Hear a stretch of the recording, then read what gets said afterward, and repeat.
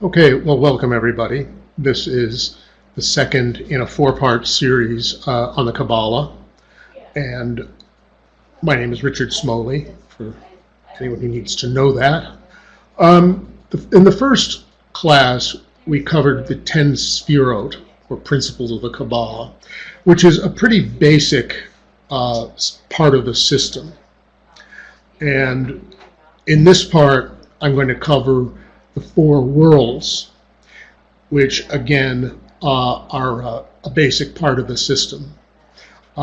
These two teachings are more or less universal in the Kabbalah, although there are many different versions of them, and not all of them are going to look or say the same thing.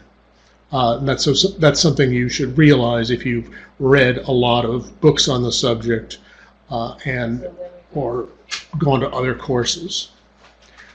The basic concepts, though, are the same, but in a sense what they do with them is very different. Here is the four worlds according to the system that I'm going to use. The four worlds are called Absolute, Bria, Yetzirah, and Asiya, which have to do with the divine, the realm of the spirit or creation, the level of form or images, and finally with materiality. By the way, if you grasp a lot of this, you will find that a great deal of things in the Bible make more sense than they did. You may remember that there are two creation accounts in Genesis, in the first chapter and in the second chapter. There's a great deal of dispute about why they should have put these two different accounts in. Were they just glomming a couple of texts, different accounts together? Yes, but why would they have done that? The answer, again, lies in this, in that the first chapter of Genesis uses the word bara, which means spirit, which is very much like this word because this is a derivative of it, and it is talking about this level. The second chapter uses the verb yatsar, which is the same as this, which is the level of formation. So one chapter is talking about one level, the second chapter is talking about the second level. Or third level. Where do we get into materiality? Well, that doesn't really happen until Adam and Eve get kicked out of the garden. When God makes, the word for makes is asa, the root of asa, and that's asiya, materiality. So, the material world doesn't even start, according to the book of Genesis, until Adam and Eve get kicked out of Eden, which should settle some disputes about whether the world is 6,000 years old or not. It probably won't, but it should. Another principle is that these trees interlock, and the principle is very simply this. This is Tiferet at the level of the divine, but it is Keter at the level of the spirit. So, hence, the Tiferet of one world is the Keter of the one below it. This is probably simpler than it may sound at this point, but it's at least worth knowing how that works. The next thing is, for those of you who are into symbolism, there are many different types of symbolism associated with these four levels, and one of them is colors. The traditional color associated with Absolute is white, Bria blue, Yetzirah purple, and Asiya red. And this too explains an enormous amount of things in the Bible, like, for example, this.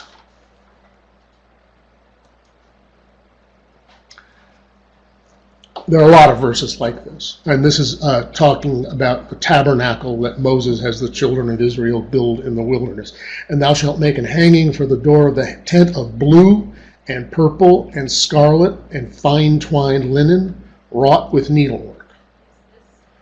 Why would they have chosen these particular colors? Well, you just learned why. Does the Bible explain that that's why it is? No, it doesn't. But as with a lot of things in biblical symbolism, you will see that Kabbalistic teaching illuminates them. Whether the Bible is based on the Kabbalah or whether the Kabbalah is based on the Bible is a moot question. I tend to think the former. So, we can then ask, we've established that these worlds interlock and interpenetrate. So the next question is, why? And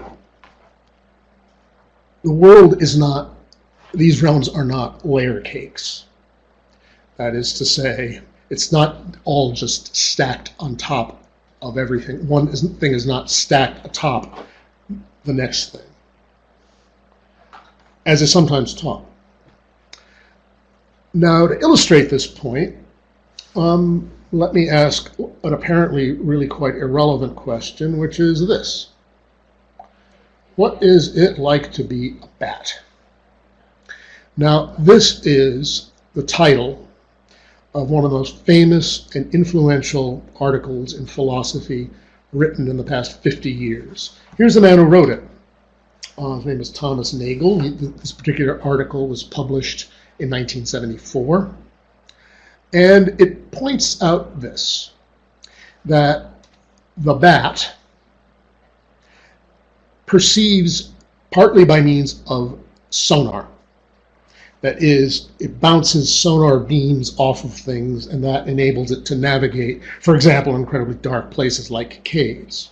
If you ever got a bat trapped in your house, you'll see it trying to use the sonar to figure the way out.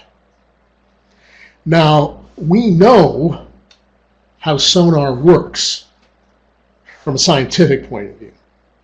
As this illustration shows, the Navy uses it to sound the depths of the ocean. That's how you know the ocean is X feet deep at Y point. So we know how this works. But subjectively, we do not know, and will never know, what it's like to have that as one of your main senses. That is, shall we say, a subjective experience. And that actually explains a lot of problems in the brain-mind problem. Now, what I'm saying here is, goes back to this.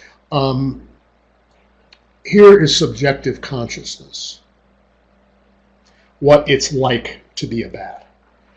And this is of the world of Yetzirah, form or psyche. The neurological processes of how the sonar operates physically, we do understand. And this is the realm of Asiya, materiality. So although these worlds overlap, they are not identical. If you are interested in the whole brain-mind question, you will see that this question of how subjective states arise from these neurological operations has never been answered satisfactorily. It hasn't even begun to be close to being answered. What they can do is they can take a subjective state. We jab this electrode here, and by George, the subject says he sees light, and then they say, well, if you jam the electrode here, this part of the air, they're able to map it, in other words. But how these neurological experiences produce consciousness is a complete question mark. And at this point, it leads one to think that they may be asking just the wrong question. So, what does this mean for us? This is basically what I just said. A physical process is also a subjective process. There's neurological operations. And then there's your experience of it. Neither one can be reduced to another. Science can tell you how the light goes to the optic nerve, back to the brain, and so on. But the only way they can tell you about the subjective experience is because, well, they're people like you, and they have to assume that all of us people sort of more or less experience the same thing. In any case, from a Kabbalistic point of view, these two are in different worlds. And, the Kabbalah, says that there are 4 of them. We are going to talk almost exclusively, at least in this session, about the lower 2. Unlike a lot of Kabbalistic teachings and traditions in the past, which focused a lot on this area, the divine, the spirit, the archangelic realm. This is all well and good, but there's a point at which one has to ask,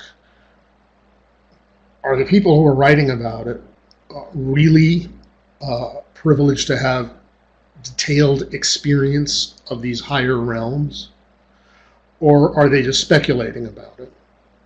If they have this experience, it's well and good, but these experiences are pretty rare. And if you're speculating about it, that's all well and good too, but it's also well and good to remember that speculation is just speculation. The point of view I'm giving here is saying, well, maybe it is possible to learn something about these higher worlds, but if so, we're much more likely to do so by some kind of analogy of the lower worlds, of which we have some much, much more experience.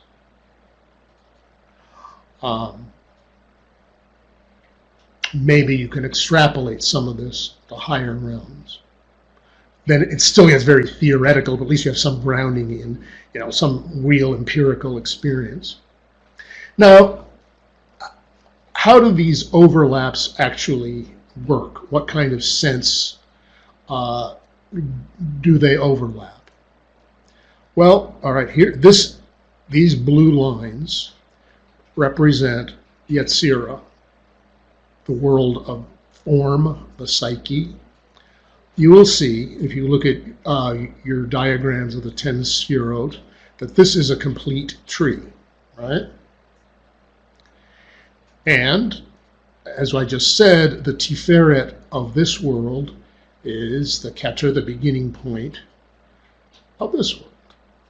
So the red lines indicate the material realm, the blue lines indicate the psychological realm, and there they overlap. Now, let's go into more detail about this. Had, which is one of the 10 Sefirot, as I said last time, is sometimes translated glory, but it may just as well be translated as appearance, in the sense of how something appears to you.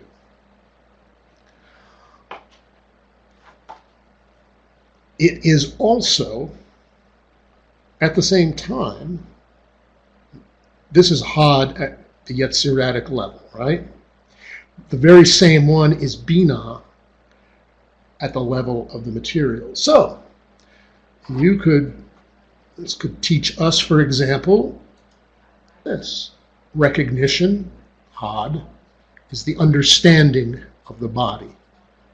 That is to say that the body's capacity for understanding. Let's look at another one.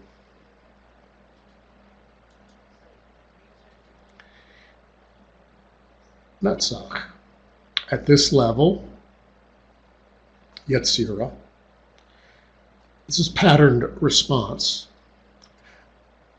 sometimes translated eternity, but it means more like cyclical repetition. In a sense, your patterned ways of responding to the outside world, instinctively and in ways that have been acquired. Well, this same Sefirot is also Hakmah. in the world of physicality. So,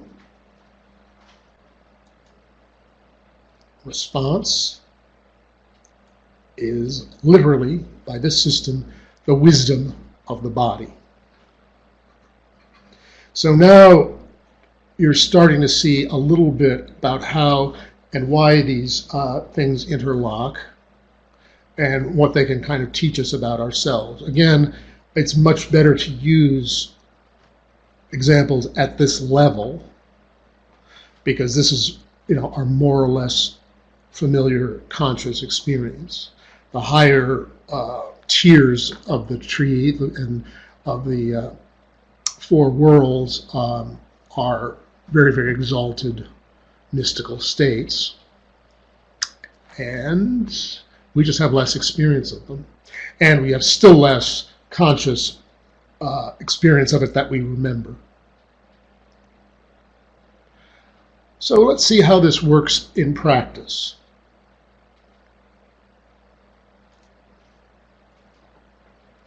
What is that? I suspect that this is immediately familiar to all of you. It's a cup of coffee, or more precisely, cappuccino. Now, you have seen things like this before. This is in all likelihood an extremely familiar part of your already lived experience. What does that mean? It means, as a result of that, you can now recognize what that is. It's a cup of coffee. How does this work in Kabbalistic terms?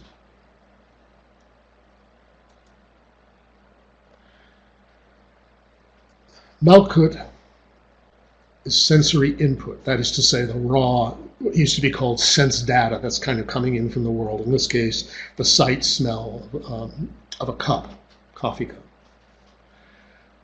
This is what we just described, your recognition of it.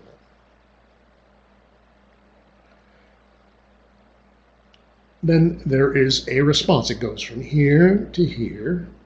And this response is both instinctive, and well, this is something to drink, and the body needs something to drink, and conditioned, because hey, I've had cups of cappuccino before, and they've tasted really good, and I could really go for one now, and so on. So there's recognition. This is this lower triad at this level: sensory input, recognition, response. Then it goes down to here, which is conscious choice, the conscious ego. Well, there's this delicious cup of cappuccino sitting on the table. Do I get it? You could just go and start drinking it, but it turns out it belongs to somebody else. And another thing you've learned along the way, that going and drinking someone else's cup of coffee is not necessarily a good or even safe thing to do. Oh, well, then you kind of remember how you can go to the counter and plunk down your money and get something very similar like that. And here is actual action.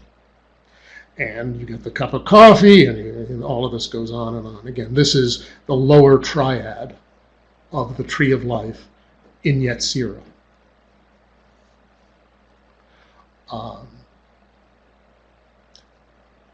This is all pretty nuts and bolts, bread and butter material, because this is the level we're actually talking about here, right?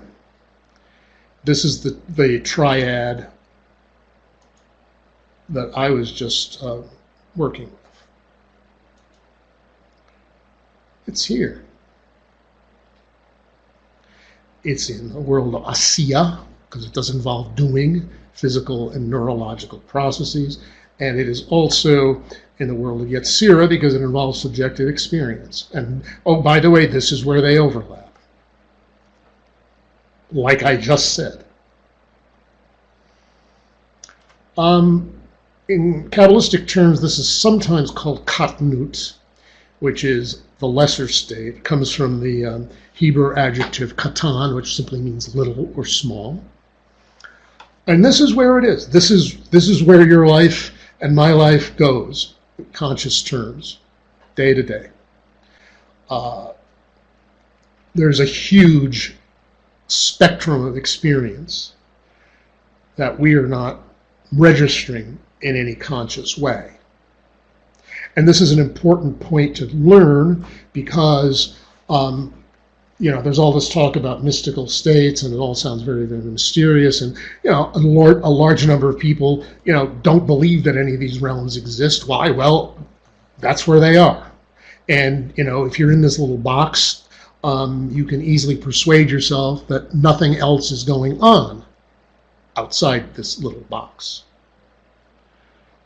including these higher realms, the emanation of the divine, the world of the spirit, and psyche and body. Now here, these realms are, shall we say, super conscious. They are above ordinary consciousness. These are below ordinary consciousness. Like, for example, automatic and autonomic responses in the body. These are physical processes. These are you. But turns out that your conscious mind has almost no access to the majority of them, which is a good thing. Because if certain automatic processes were made conscious, it could be kind of dangerous. There is a medical syndrome, which is rare, called Ondine's curse. And the people who are cursed with Ondine's curse are only able to breathe if they remember to do it voluntarily. Breathing is kind of in between, because you can be conscious of your breath, but even if you're not, you're going to, well, luckily for you, go on breathing. People who have Ondine's curse, they have to remember to do it all the time. I suppose it's like being trapped in some kind of Zen practice or something. Of course, this is incredibly dangerous, because once they fall asleep, they're going to stop breathing unless they're put on a respirator. So by and large, these processes are unconscious, and unless you're a yogi doing some very, very sophisticated yoga, maybe it's just as well to leave it that way. So this is Katnut, the lesser state. The other point is it's a good idea to be humble about the world we experience when this is kind of about all it is. Let's look at a slightly different case here.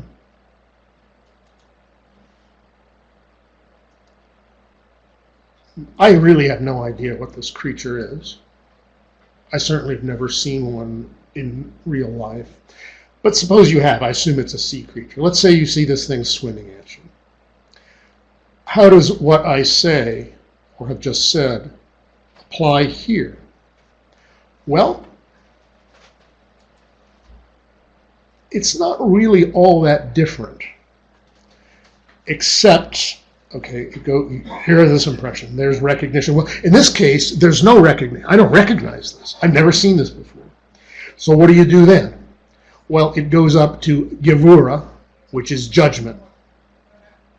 Like, no like. Does this look good to you? Does this look bad to you? Does this look like something you'd be delicious to eat? Does this look like something that would like to eat you?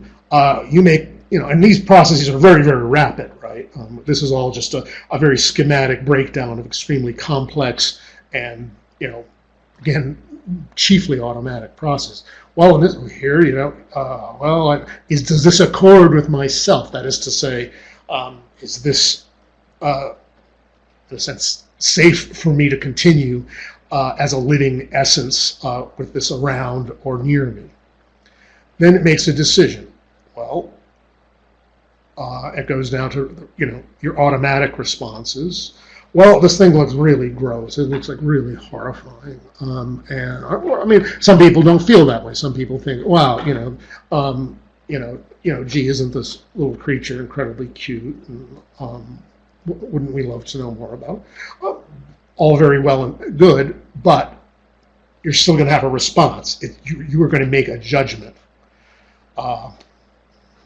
It will have to do with a lot of different things. Like, for example, if the thing is like 5 times larger than you are, you may make one decision. If it's an inch across, you may make another.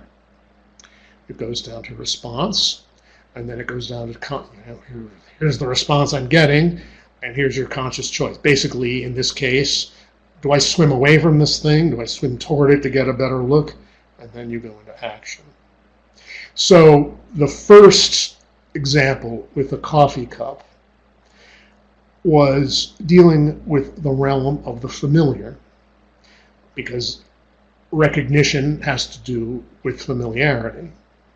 Most of our lives, as I say, are this, because most of the objects in our lives are like this. You recognize pretty much everything you see. I mean, there's various types of equipment around here, and I'm not entirely sure what all of them do, but I certainly recognize them as types of equipment, and this is a studio after all.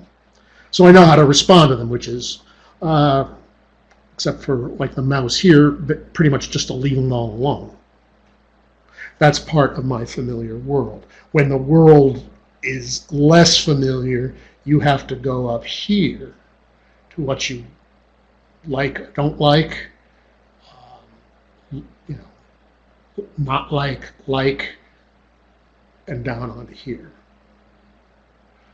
So it touches you at a deeper level, although, again, it's a much rarer experience.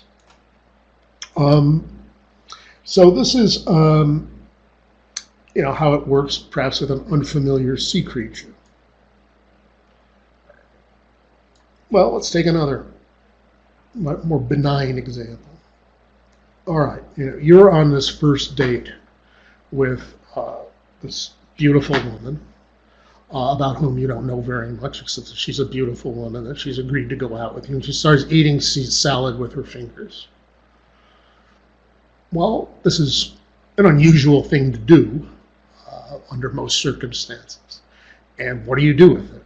Well, again, in a much more benign and civilized context, you're going to do the same thing. There's the sensory input, sight of beautiful woman, eating salad, recognizing that's a beautiful woman eating salad. Do you like this or you don't like this? And people's judgments are, again, very swift. They seem capricious, although they may not be quite so capricious as they look. What is irrational to us is very often an entirely rational decision made by the emotions much more rapidly than the intellect can perceive it. So the intellect thinks it's irrational. It isn't. It's just that the intellect is a lot slower. Well, I like this. What about me as a man? Do I want to go around to be seen with a woman who goes around doing things like eating salad with her fingers? And God knows that could mean anything. Who knows what else she could do, even more wildly in other certain circumstances. So you have a response. And then you go down to here. Well, this is a little weird. She's not hurting anybody. I have to say I find it a little bit bizarre. So, the Yesod here is trying to decides how to deal with it. Politely ignore it. Say, what the hell are you doing, eating salad with your fingers? And the response goes down here. This is, basically the same response as with the weird sea creature. It's just in a more social context, in a more human, familiar context. Dating, they're talking about a date, right? So a date, by and large, is a process for selecting a life partner. You rarely go out on dates, and you probably shouldn't, if you already have a life partner. So part of your decision here is like, well, gee, she's really beautiful, but I don't know, she's kind of a strange one. So he goes down here. And of course, she's making exactly the same decisions about you. And that's what makes dating so much fun for so many people. But you see, you're at first you respond in a patterned way, and then you have to go up further if it's something that isn't as familiar, and you have to respond with more of what you may call your essence.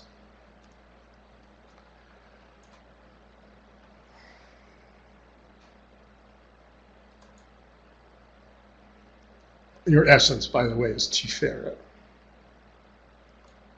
in the context I'm talking about. All right, well, let's go back here. Now, this is what we had before. Ordinary cognitive activity, Katnut, the lesser state, centered around Yesod, the conscious waking ego. This is sometimes called the threshold of consciousness, because without certain practices or certain special acts or whatever, you don't really get much further than this. You can, but this is usually about as far as anyone goes in day-to-day life. And you notice you don't get up to your true self, do you? Well, this also explains a great deal about the discourse of contemporary life. Why is it that people are going around saying, well, I don't know, I don't feel I know who I am? Well, no, you don't, because this isn't conscious. This is what you are, deep down inside, essentially. But, you know, it's blocked by this. Had and Netzach, which is Had, Netzach, are sometimes in esoteric texts like the Bible referred to symbolically as clouds or cloud, because they form a screen or a barrier beyond which you can't ordinarily see. There's a verse in the book of Job, they do not see the light of illumination which is in the clouds. This is the light of illumination, and this is the clouds. So, this level here is called the Triad of Awakening, and it means conscious awakening. Finding out who you really are, however you go about that. And that is called Godlut, the greater state. This sphere here is Tiferet. And you may remember that last time I said that Tiferet meant beauty. I would suggest that one reason for this is that if you find yourself in this state of Tiferet consciousness, a heightened state of consciousness, the world appears to have beauty in it, in a way that it does not, if you're just slogging through the mud down here. So a lot of times when people say, I just had a moment of awakening, and even though the world, didn't change in a physical way, I saw the beauty in it. I recently read a description of a woman's mystical experience in a crowded, dirty Manhattan subway. Suddenly, she saw all of the stuff drop away, and these people were beings of light. And that lasted only a minute. And then it went away, and then everybody was the same kind of dirty, disagreeable person that they'd been before. In this particular case, the woman turned to her husband and told her about it, and her husband, was reading the paper, said, this is a common mystical experience, don't worry about it. Which, I was talking at Facebook with someone. I don't know, if you have like higher experiences, which we might call mystical experiences, it's not a bad idea to be careful about who you tell them to, because you're not going to convince anybody of anything. If somebody really wants to stay down here, they're going to stay down here, and they can come up with all sorts of reasons, no doubt any one of which would be sanctioned by Carl Sagan or Bill Nye, the science guy, or whoever else. They would regard as authorities that all of this is nonsense. And for the most part, since I'm speaking as an adult to adults, you just have to leave them there. This is not missionary work. And that's one of the reasons for esoteric secrecy over the centuries. You don't cast your pearls before swine. You do not give that which is holy to the dogs. They'll just trample on it. Oh yeah, this is, it's like the woman's husband. I mean, he was reasonably benign about it. He was at least, at least he didn't make fun of it or anything. He just kind of shrugged it off. But this is something, in a sense, this is, if you like, a hazard of making this ascent up further. And of course, there's much further you can go. This is, well, it's not even entirely halfway up the whole tree. But it's a lot further than most people get. And it's, I would be less inclined to think of it as a permanent state that you're in all the time, as an intermittent state, shall we say evolution, advancement, whatever you want to call it, is not so much being in this state all the time, but the ability to get there volitionally, consciously, more often than might happen by complete accident. So now, we see lots of, a lot of different things here. This is, for those of you who are familiar with Gurdjieff's teaching, this is what he calls sleep. Well, this is called Katnut here, the lesser state, which means, at least implies there's something greater. And this is the sleep. This is the sleep of man in his ordinary condition. Because what it's doing most of the time is everything is just bouncing around here and here. Like the experience of the coffee cup. There's this. It's familiar. I know what this is. I know I hate jelly donuts or spinach or whatever it is I hate. I'm not going to have any. It goes back down. Next impression comes in. Oh, I really love Game of Thrones, so I'm going to... This is Game of Thrones. I really love Game of Thrones. I'm going to watch it. Talk to you later, so to speak. Human relations are also in this thing. Because, and particularly the closer you are to the person and the better you supposedly know this person, the more the person is a familiar object to which you respond in a patterned way. Why is it, that marriages get stale or whatever? People just become bored and feel that it's just all automatic. Well, they have some remembrance of an earlier stage when you're getting up here.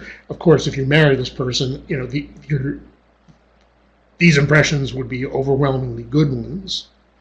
But after a while, you don't have them anymore. You're just kind of down here. And since you want to have this experience, well, there's always someone new to find. And, you could say that this, to a great extent, it explains midlife crises and all that sort of thing. There's something in the self that balks at this kind of cycle of familiarity and wants to get past it, doesn't really know how else to do it, except in ways that it did it in the past. So then you have all sorts of trouble. There is a way, and that is what spiritual teachings are about, I hope, of saying, well, yeah, I have to get past this, but there has to be other ways of getting past this. And one of this is going back to connecting to your true self, however you may perceive that. So this is a lot of material, I realize. But I think it's much better to look at things this way, because, instead of, well, Hod is Mercury, it is Elohim Sabaoth, it's this, that, it's the archangel, whatever, Raphael, I think it's Hod. You have all of these elaborate associations, which are well and good, but if that's all they are, their usefulness is limited. Last time I said that this whole system could be used as a kind of filing system of symbolism, ideas, thoughts. And I still think that's true. What I think you'd need to do to make the whole thing a little bit richer and a little more real is to be able to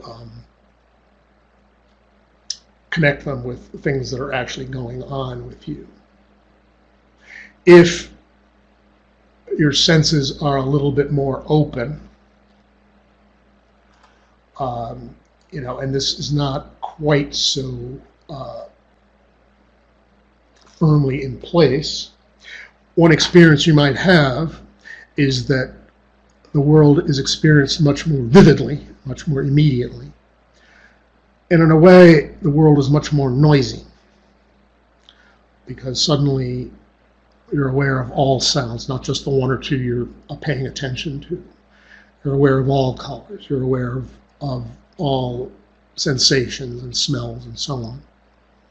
This state is known in the esoteric tradition as the wars of the armies of the Lord, which again may tell you a little bit something about the Bible.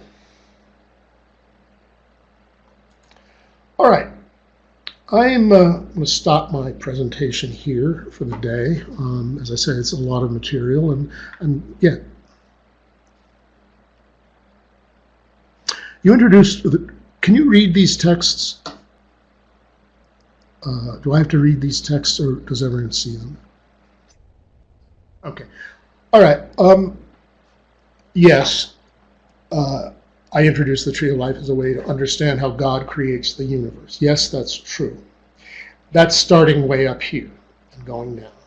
And that's what we focused on last time. This time, I'm describing it as a way through which we navigate through life.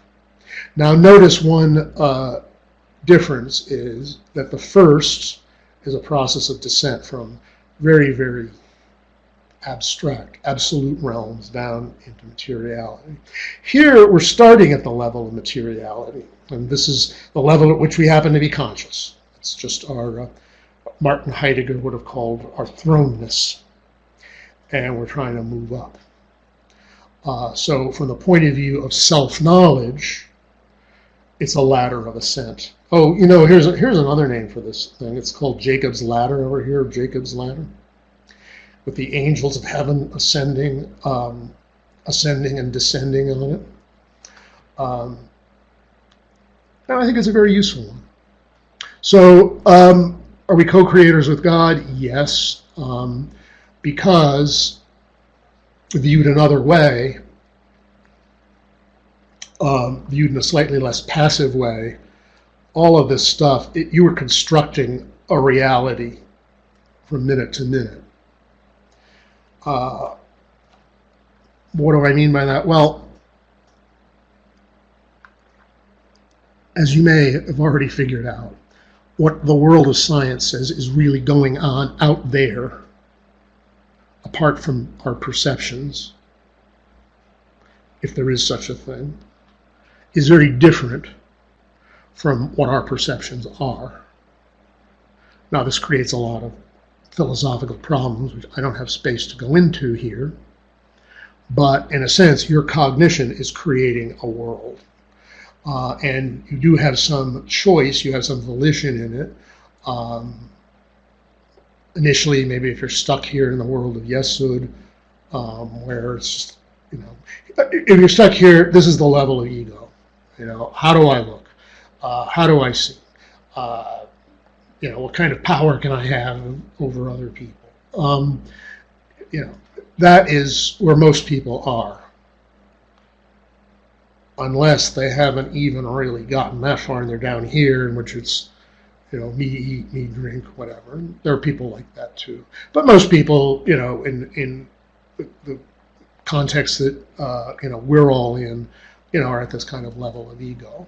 And as I said last time, Yesod is associated with the ego, and the moon is associated with Yesod.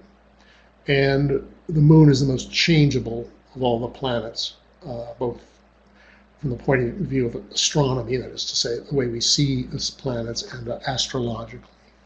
The moon moves the fastest, so it tends to cover experience. So it's varying, it's unstable. There's, as I said last time, a dark side to it that you don't even want to see. And that's where you're living most of the time. That time you were at the beach at sunset, that really was just such a golden moment. So people get up there, but they're not quite aware of what it is, other than that it was really nice. And they tend to believe that there's no way they can do so volitionally. So does that answer your question? I hope.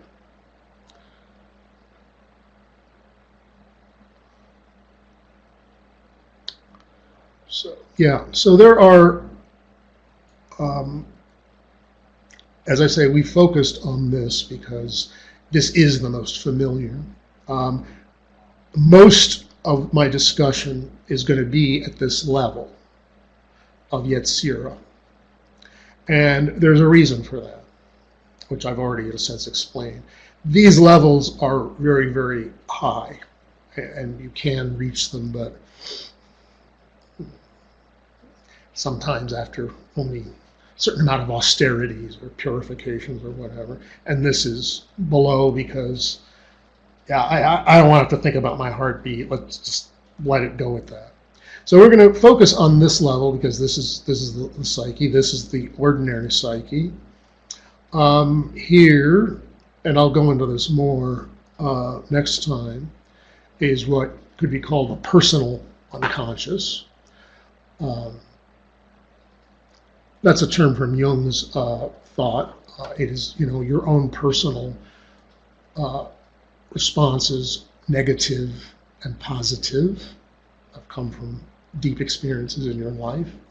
They're above this threshold of consciousness, so you may not be aware of them. Sometimes they show up down on the screen of Yesod in the form of dreams.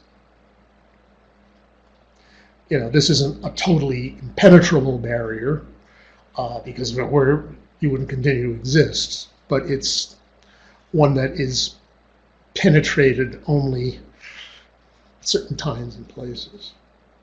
These triads here, these triads here,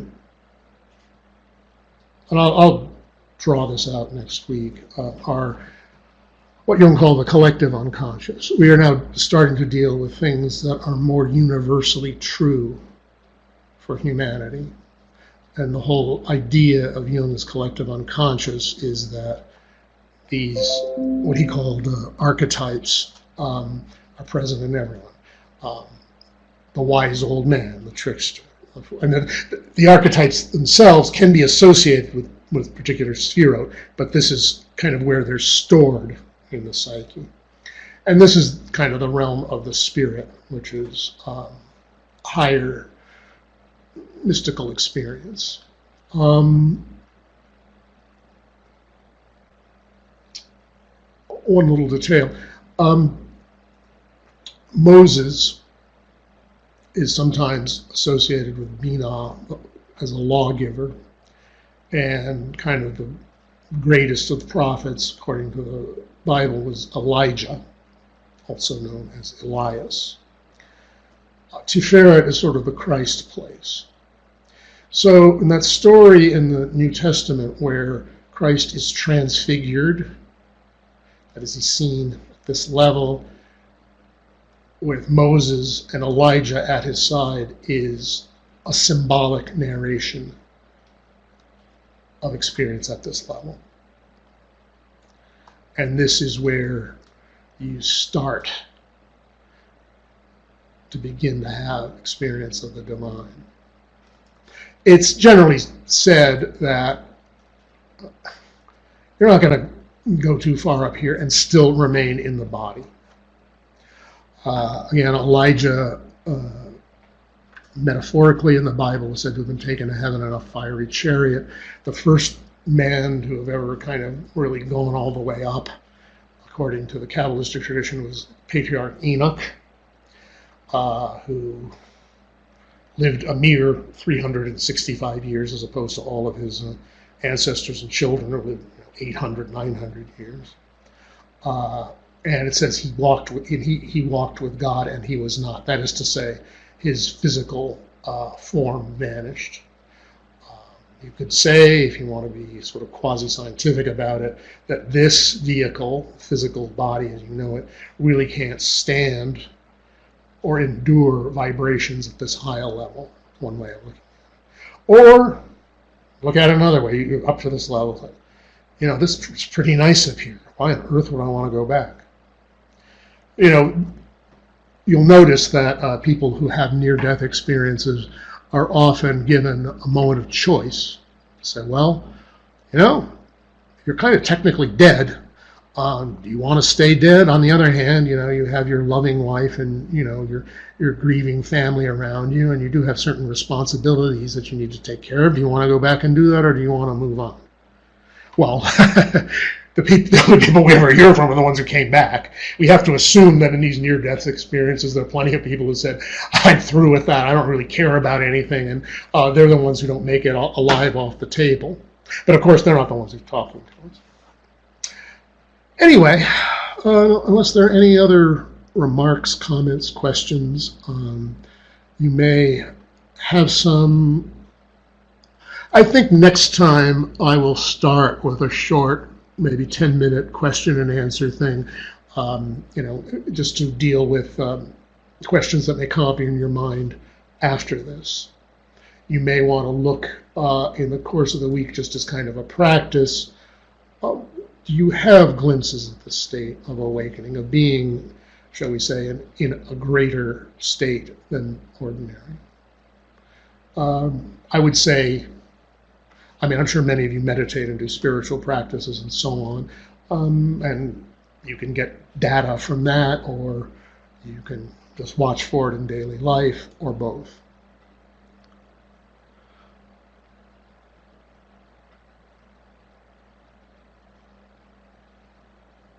Anyway, well, this is material for thought, and I hope it is. So at this point, you have been introduced to the two major concepts of Kabbalistic theory, which are the 10 Sefirot and the 4 worlds.